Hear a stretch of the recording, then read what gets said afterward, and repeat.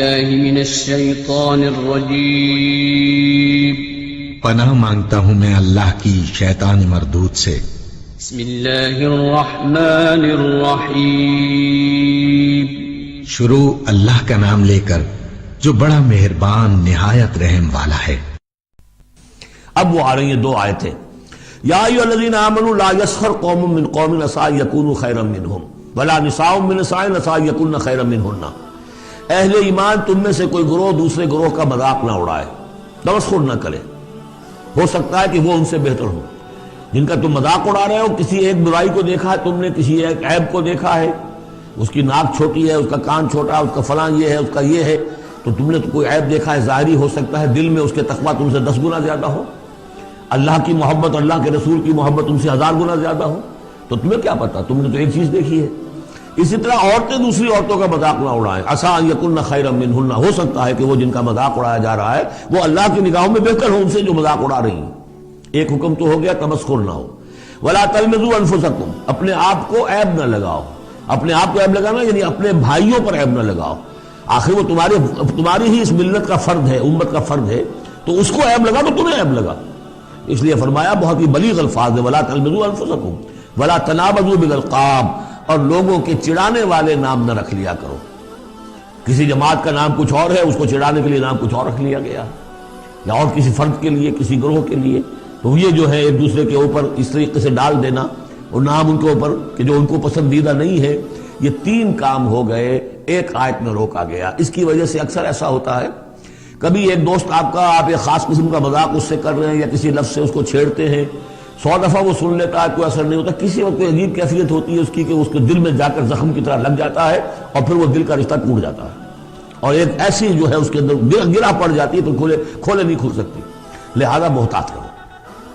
بئس الاسم الفسوق بعد الایمان، ایمان کے بعد تو برائی کا نام بھی برا ہے، کیوں ان چیزوں میں جا رہے ہو؟ تمہیں تو ایمان کو سمجھنا چاہیے کہ اللہ نے تمہیں اتنی بڑی فضیلت دی ہے، تو ان گندگیوں کی طرف جو ہے تم متوجہ ہی نہ ہو۔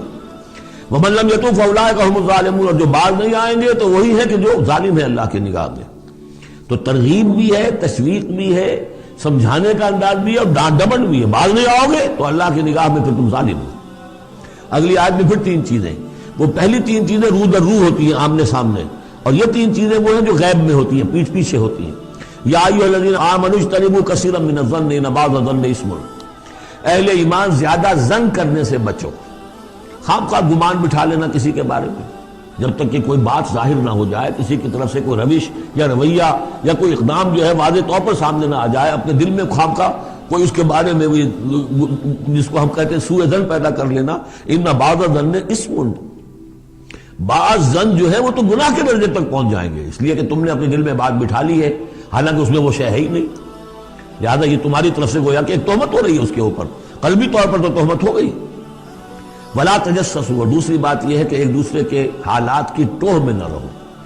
بہرحال اسلامی ریاست ہوگی تو جاسوسی کا ایک محکمہ بھی ہوگا، وہ تو اپنی جگہ پر ہے، لیکن افراد کی سطح پر خام خواہ فلاں اس گھر میں کیا ہو رہا ہے، کیوں ہو رہا ہے، یہ دونوں بھائیوں کے معاملات کیا ہیں، کیا وجہ ہے، لڑائی کیوں نہیں ہوتی ان میں، کچھ لوگوں کی ہوتی، تلاش میں رہتے ایسی چیزوں کی۔ ولا تجسسوا، تجسس مت کرو۔